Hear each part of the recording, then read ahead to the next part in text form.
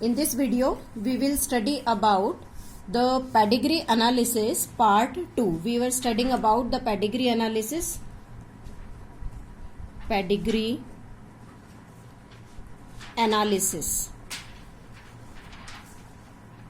This is the pedigree analysis in which we are taking two different examples. One related to autosomal dominant trait.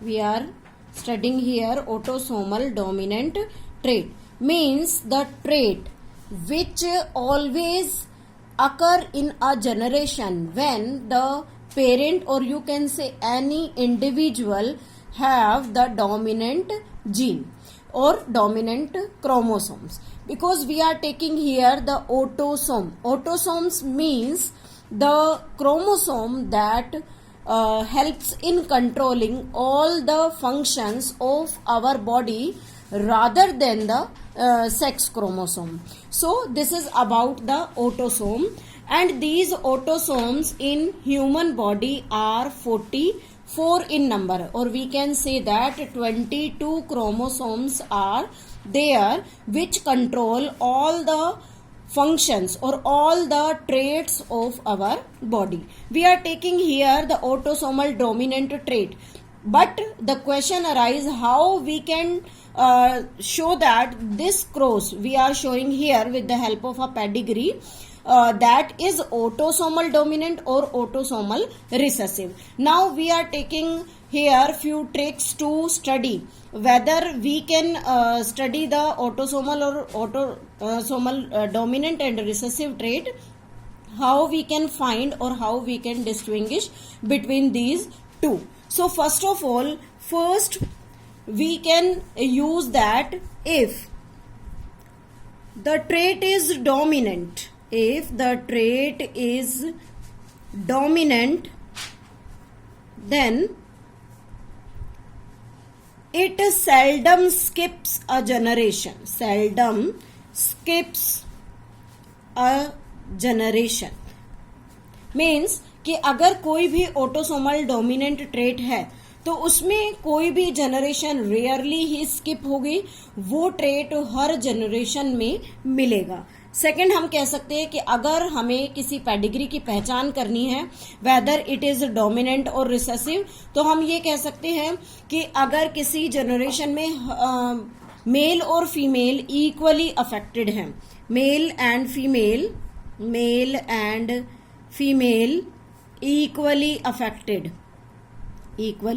affected, because we are taking here the autosome means that are similar in both male and female, so we can say that the male and females equally affected. So we are taking here the autosomal dominant, and the example of this autosomal dominant trait is myotonic dystrophy.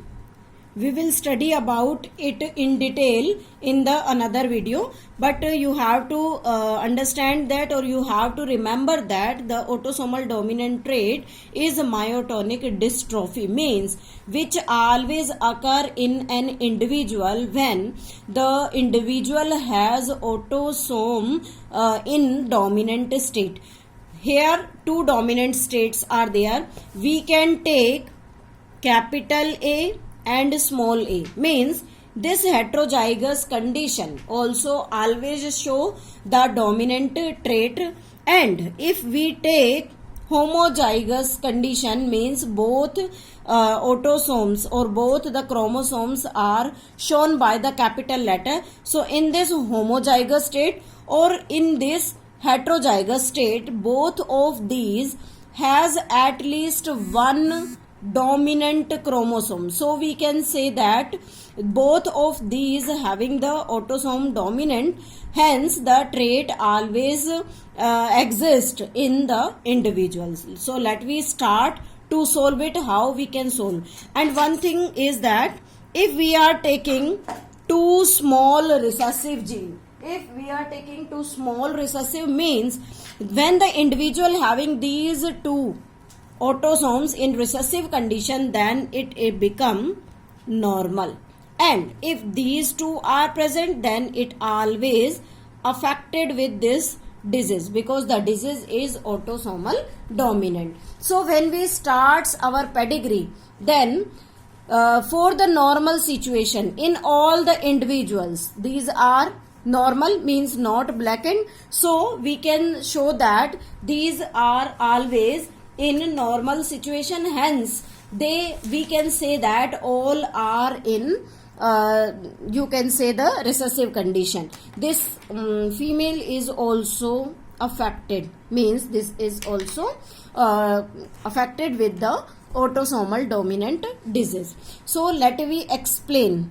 First of all, if we take this female with capital A small a or capital A, out of these two, only one is possible genotype in this female, but this male is normal, so it is only small a. But how we can understand that whether this female having this type or this type? Understood है कि अगर हम capital A का cross इस small ए के साथ कराते हैं तो हमारे पास सभी रिजल्ट्स क्या होंगे? Heterozygous, means all individual offspring have the capital A and small A. It means अगर कैपिटल ए और स्मॉल ए आता है तो ये जो सेकंड जनरेशन के जितने भी मेंबर्स हैं यहाँ पर, means these two are affected as well, and these two become affected. Why? Because this female if has the two dominant gene, but these two individuals are normal, it means they receiving recessive chromosomes from their parent, and for the recessive chromosome receiving, one of the A transfer from the father and one A transfers from the mother. So we can show that this female has capital A small a, means she is heterozygous. So we cut here it, because this genotype is not possible. When we are taking these two with the dominant trait, means there is only single capital A in female, not from the father side. So all of these having heterozygous condition. If this third child of the second generation married to a normal female, means the female is also having the recessive chromosome, and all these means both of the parent have the recessive chromosome. So all the individual in the third generation receiving the recessive chromosome from their parent. But in this case, this is the member of the second generation, and this female having capital A and small a, but the husband of this female is normal. It means having the recessive chromosome, and one of their child in the third generation, this is also the third because born from these parents, and this is also the third generation born from these parents. So this female again getting capital A small a, means one dominant genotype, or you can say the chromosome autosome, and these two male having only the recessive condition. So by studying this pedigree, we can show that this pedigree is autosomal dominant, and one of the important trick to study it is that the trait if dominant, then it seldom skips a generation. So this is about the autosomal dominant trait.